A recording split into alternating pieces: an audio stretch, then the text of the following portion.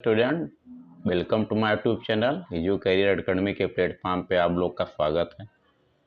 मैं doctor G L Chaurasia, director Edu Career Academy, Shukla market, Salori, Prayagraj. हम लोग क्लास 10th का साइंस का जीव विज्ञान वाला पोर्शन कर रहे हैं। इसमें हम लोग जो है अभी 23 क्वेश्चन किए थे। चैप्टर था जैव परिक्रम, जिसको हम लाइफ प्रोसेस कहते हैं। इसका हम लोग 24 वाला क्वेश्चन करने वाले हैं। निम्नलिखित में से मनुष्य की लार में पाया जाता है। ठीक, 24। तो लार में क्या होता है? टाइलिन पाया जाता है। टाइलिन एंजाइम जो क्या करता है? स्टार्च को, जिसको हम लोग मंड बोलते हैं हिंदी में, स्टार्च के एब्जॉर्प्शन को पचाने में मदद करता है, डाइजेशन में। दूसरा, हीमोग्लोबिन महत्वपूर्ण भूमिका निभाता है। तब हीमोग्लोबिन में क्या होता है? आयरन होता है। और हम लोग पढ़े थे कि जो श्वसन क्या होता है? श्वसन वो प्रक्रिया होती है जिसके द्वारा क्या करते हैं, कोई भी खाद्य पदार्थ जो खाया जाता है तो उसका पाचन होने के लिए ऑक्सीजन की ज़रूरत होती है। और ऑक्सीजन हम लोग सांस लेते हैं ब्रीदिंग से, तो ऑक्सीजन बॉडी में सेल में कोशिकाओं के अंदर जाती है और वो ऑक्सीजन जाके फूड पदार्थ से रिएक्शन करेगी, अब क्रिया करके उसको पचाने में मदद करेगी। तो मतलब ब्लड क्या करता है? ब्लड के थ्रू ही क्या होता है? ऑक्सीजन का और कार्बन डाइऑक्साइड का हो जा आदान प्रदान होता है। ठीक, लंग्स के भी, फेफड़ों के भीतर। उसके बाद जो है ये ऑक्सीजन पूरे शरीर में ब्लड के द्वारा क्या होती है? पहुंचाई जाती है। तो कुछ ऑक्सीजन हम सांस लेने और सांस छोड़ने में हो गया, उसको हम लोग ब्रीदिंग बोलते हैं। ठीक, और इसको क्या बोलते हैं? श्वसन। श्वसन में क्या करते हैं? एनर्जी जो है रिलीज होती है। तो ये सबसे इम्पोर्टेंट पार्ट कौन सा? श्वसन में। तो ये हीमोग्लोबिन क्या करेगा? हमारे श्वसन में जो है मदद करेगा। ऊर्जा की मुद्रा है, तो एटीपी को हम लोग ऊर्जा की मुद्रा कहते हैं। फुल फॉर्म क्या होता है? Adenosine triphosphate. इसमें जो फास्फेट के बॉन्ड जो होते हैं उसमें एनर्जी ज़्यादा होती है। तो अगर हम एएमपी, एडीपी, एटीपी अगर पूछा जाए, एएमपी एडेनोसिन मोनोफॉस्फेट होता है, ADP adenosine diphosphate, ATP adenosine triphosphate. अगर पूछा जाए एनर्जी किस में है, तो जिसमें फास्फेट ज़्यादा होगा उसमें एनर्जी ज़्यादा होती है। क्योंकि जो है जब टूटेगा, इसका बंध टूटता है तो एनर्जी रिलीज होती है फास्फेट में की वजह से। इसीलिए एटीपी में एनर्जी ज़्यादा होती है। इसे ऊर्जा का सिक्का या मुद्रा के रूप में जाना जाता है। ठीक है, जो भी हम खाते हैं पहले क्या हो जाएगा? उससे ऊर्जा मिलेगी और सारे शरीर के जितने अंग हैं सबको ऊर्जा देने के बाद ऊर्जा जो है इस फॉर्म में भंडार कर लिया जाता है, उसका स्टोरेज कर लिया जाता है एटीपी के फॉर्म में। फिर जब हम कुछ नहीं खाएंगे, हमें एनर्जी की ज़रूरत होगी, तो वही एटीपी क्या करती है? ग्लाइकोजन से टूट के तो एनर्जी रिलीज होगी। तो ग्लाइकोलिसिस की प्रक्रिया संपन्न होती है। अब ग्लाइकोलिसिस, ठीक, मतलब ग्लाइको माने होता है ग्लूकोज, लिसिस माने होता है टूटना। तो ग्लूकोज के टूटने की प्रक्रिया संपन्न होती है साइटोप्लाज्म में, जिसको कोशिका द्रव्य बोलते हैं। ठीक, कहाँ पे? कोशिका द्रव्य में। तो इसको जानेंगे क्या जो है, जब ग्लूकोज को तोड़ा जाता है, हम लोग जो है ग्लाइकोलिसिस पढ़ते हैं और ग्लाइकोजोनोज जो है, और जो है पायरुवेट सहायक के लिए, सब सारा आगे हम लोग पढ़ेंगे डिटेल, अगर आपके इसमें सिलेबस में अगर होगा, नहीं तो फिर। तो अब ग्लाइकोजेनेसिस। अब जेनेसिस माने होता है बनना या निर्माण होना। क्या बनेगा? यहाँ ग्लाइको मतलब ग्लूकोज होता है, ग्लाइकोजन नहीं समझना। ग्लाइकोजेनेसिस मतलब क्या होगा? ग्लूकोज बनेगा। तो ग्लूकोज बनने की प्रोसेस को क्या बोलते हैं? ग्लाइकोजेनेसिस। ठीक, अब ग्लाइकोलिसिस के अंत में कितने एटीपी अणुओं का लाभ होता है? तो ग्लाइकोलिसिस मतलब ग्लूकोज जब टूटेगा तो उसमें जो क्या होता है, 4 एटीपी में से 2 एटीपी इसको यूज हो जाती है तोड़ने में। तो कितना? 2 एटीपी केवल हमारे पास प्रॉफिट होती है। 4 एटीपी बनती है ग्लूकोज के तोड़ने पे, लेकिन 2 हमारी यूज हो जाती है। इसीलिए हमारे पास कितने का लाभ होता है? 2 एटीपी का। अब हम लोग अगला करते हैं कि मानव हृदय में कक्षों की संख्या कितनी होती है? तो जानते ही होंगे कि 4 चैम्बर होते हैं। ठीक है, हम लोग पढ़ते हैं आर्टिकल और वेंट्रिकल के फॉर्म में, 2 article 2 ventricle, right article right ventricle, left article left ventricle, आलिंद और निलय जिसको बोलते हैं। बायां आलिंद बायां निलय, दायां आलिंद दायां निलय। तो 4 चैम्बर होते हैं। कितने? 4। उसी को आर्टिकल और वेंट्रिकल बोलते हैं, या उसको आलिंद या निलय बोलते हैं। फिर दूसरा पल्मोनरी फुफ्फुस सिरा खुलती है या रुधिर लाती है। तो जो पल्मोनरी फुफ्फुस होती है क्या करती है, ये लेके आएगी कहाँ पे, बाएं आलिंद में।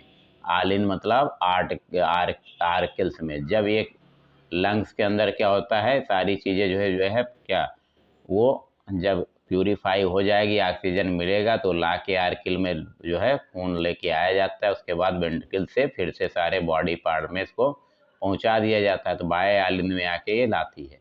फेफड़ों से शुद्ध रक्त आता है तो कहाँ से आएगा, बाएं आलिंद से। वही क्वेश्चन है ऊपर का है ये। ठीक, फेफड़ों में क्या हो जाता है, ऑक्सीजन मिलती है और CO2 वापस एक्सचेंज हो जाता है, अदला बदली हो जाती है। उसके बाद ये क्या होगा, वहाँ से बाएं आलिंद से में आ जाएगा वहाँ पे।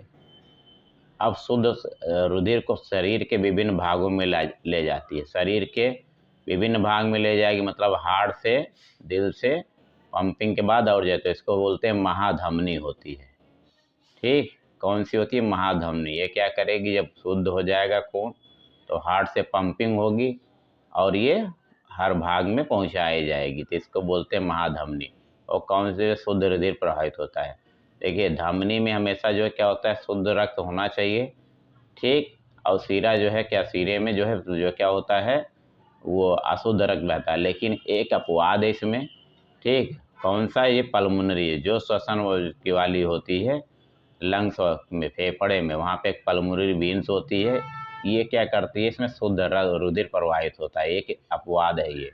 नहीं तो सिरा क्या करती है, अशुद्ध रक्त को लेके जाती है और धमनी क्या, शुद्ध रक्त को लेके जाती है। लेकिन एक अपवाद आपका फेफड़े के अंदर पल्मोनरी वेन्स होती है, जो वहाँ से उसमें शुद्ध रुधिर जो है प्रवाहित होता है। शुद्ध रुधिर मतलब जिसमें ऑक्सीजन होगा, ऑक्सीजनेटेड ब्लड। अब हम बात करें एक स्वस्थ व्यक्ति में सामान्य रक्तदाब। तो अब जो है रक्तदाब जो है, हम जो है 120 और 80, तो एक अपर वाला होता है सिस्टोलिक बोलते हैं 120, और एक डायस्टोलिक। ठीक, एक संकुचन और क्राउ जो है रिलैक्स वाला जो है। तो 120 और 80 जो है हमारा सामान्य व्यक्ति का रक्तदाब माना जाता है। फिर प्रश्न 36, रक्त का लाल रंग किस पदार्थ, तो अब लाल किसका होता है, आयरन का। हम लोग केमिस्ट्री में पढ़े होंगे, आयरन लाल जो है रेड कलर देता है। तो अब रेड कलर किस में होता है, हीमोग्लोबिन में। हीमोग्लोबिन में आयरन होती है। हीम मतलब होता है लोहा, आयरन, ग्लोबिन होती है प्रोटीन, तो आयरन इसमें होगा तो कौन सा हो जाएगा, हीमोग्लोबिन हो गया। अब लसिका में नहीं पाई जाती, जो लसिका होती हैं उसमें RBC नहीं पाई, जिसको लिम्फ बोलते हैं, तो लिम्फ में RBC नहीं होता है।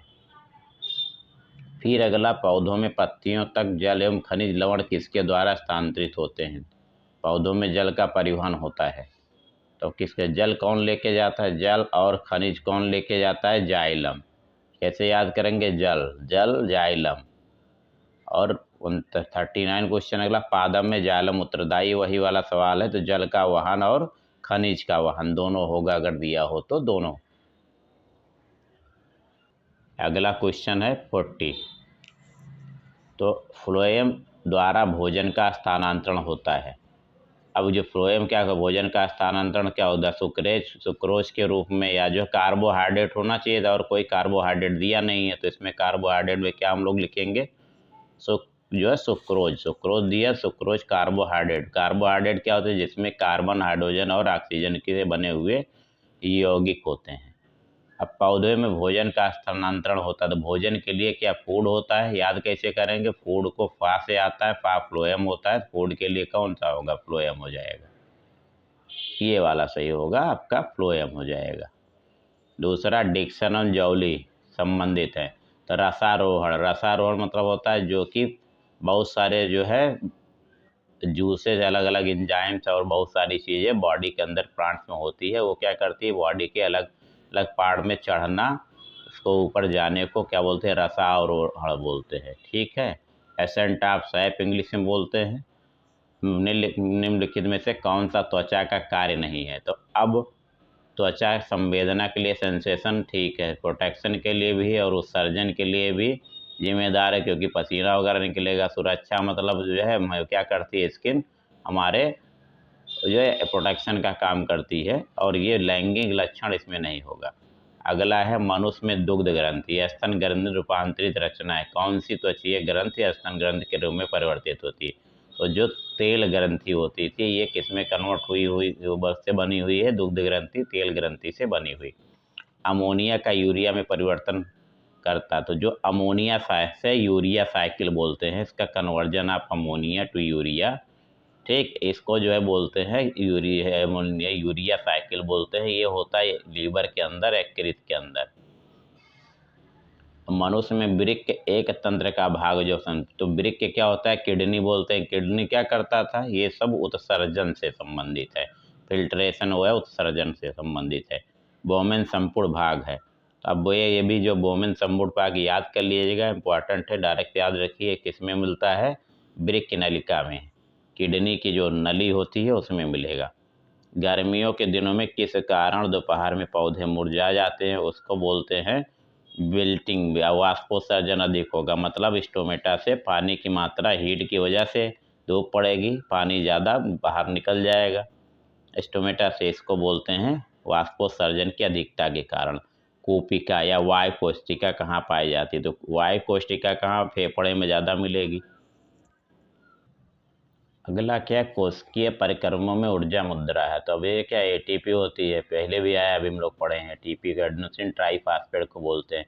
और प्रक्रियाएं जिसमें जटिल कार्बनिक अणु सरल अणुओं में टूटते हैं, तो उसको बोलते हैं, क्या हो जा रहा है? टूटना हुआ, मतलब अपचयन हो रहा है। कौन सी अपचय क्रिया हो गई?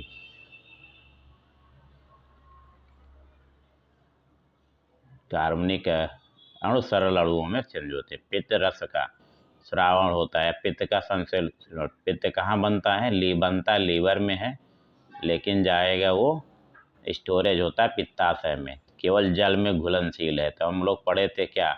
फाइडेक पीछे। फाइडेक मतलब जो फैट में होते, ए डी ई और के फैट में घुलेगा, बाकी कौन सा बी और सी बचा? तो बी इसमें कौन सा है? सी दिया, तो सी क्या होगा? केवल जल में घुलेगा।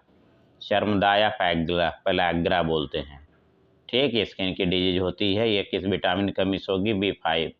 इसको क्या बोलते हैं? पेंटोथेनिक एसिड बोलते हैं। एटीपी तथा एनएडीपी 2H का निर्माण होता है, तो ये कहाँ पे होगा? क्लोरोप्लास्ट में बनेगा एटीपी एनएडीपी 2H। अब केवल न्यूक्लिक अम्ल तथा प्रोटीन्स के बने होते हैं। तो न्यूक्लिक अंश और प्रोटीन्स के जो बनते हैं, विषाणु वायरस जिसको बोलते हैं, क्या? वायरस। इसमें प्रोटीन होता है और न्यूक्लिक एसिड, चाहे डीएनए हो चाहे आरएनए हो। द्वार कोशिकाएं पाई जाती हैं। तो द्वार कोशिका, इसको गार्ड सेल बोलते हैं, रक्षक कोशिकाएं या द्वार कोशिकाएं। तो हम लोग स्टोमेटम पढ़े थे, वहाँ पे गार्ड सेल रहती हैं, रंध्र। स्टोमेटा को रंध्र बोलते हैं, रंध्रों में जो क्या करती हैं? पानी उसको खोलने और बंद करने में मदद करेंगी। जब ज़रूरत होगी तो स्टोमेटा खुलेगा, नहीं तो बंद कर देंगी। मूत्र निर्माण होता है तो कहाँ बनेगा? जो है किडनी में। किडनी में फिल्ट्रेशन का काम होता है, उत्सर्जी अंग है। तो लार में कौन सा एंजाइम पाया जाता है? तो अब यहाँ पे क्या एमाइलेज दिया या टाइलेज लिखा होता, तो इससे पढ़े टाइलेज तथा एमाइलेज। स्टार से क्या करेगा? मंड को पाचन करता है, मंड का।